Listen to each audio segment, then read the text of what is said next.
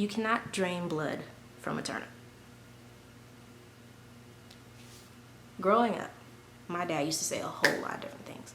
But whenever he used to say this phrase to me, I think the very first time I was like, duh, Dad, no, you cannot drain blood out of a turnip. What are you talking about? Anyways, but it wasn't the actual literal statement he wanted me to take in. It was the metaphor behind it. To say that you cannot drain blood from a turnip means that you can't expect something to give you something that it was not intended for. That's it. Love. You can't expect somebody to love you if you don't love yourself. It's easy to walk in the world and act as if, hey, I'm great. I'm smiley. I'm laughing with you. Ha ha ha ha ha ha. But it doesn't, a lot of times there are a lot of people who are doing that and they're not even really happy with it. It's a front. It's just the face, the mask, the shadow. That's it. And what people fail to realize is when you have to hide that part of you because internally you're not really truly happy with the person you are, that's what you attract.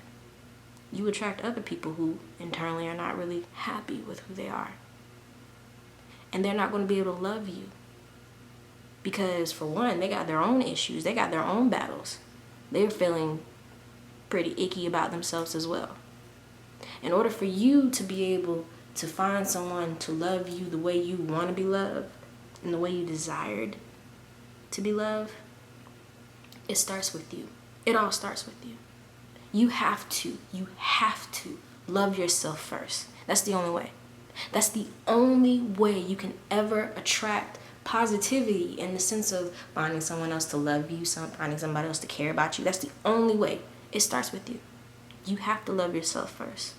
Loving yourself is a plethora of things you can do to start the path. Whether it's conquering your insecurities. You feel like you're fat. Why do you feel like you're fat? Figure it out. Love your fatness. You love you. Can't look at yourself in the mirror. Why? You can't peer back into the same soul as yourself. Why? You got to sit down and you got to figure out what is it that stops you internally, mentally, emotionally, whatever. What stops you from loving you? You got to figure it out. Because it's actually not that hard. It's just that we all choose to ignore it.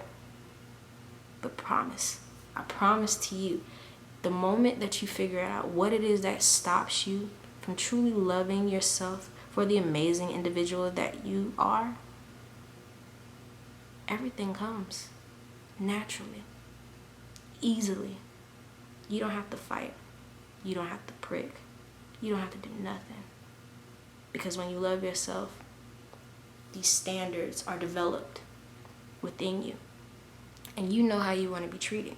And you know you don't want to be treated any kind of way. So you can't allow any kind of foolishness, any type of monkey games into your life because you love you now. And you protect you now. And you want what's best for you, first and foremost. Once you figure that out, it's not hard for the next person to figure out what to do. I promise. Bottom line, you can't make people do something for you that has to be started by you.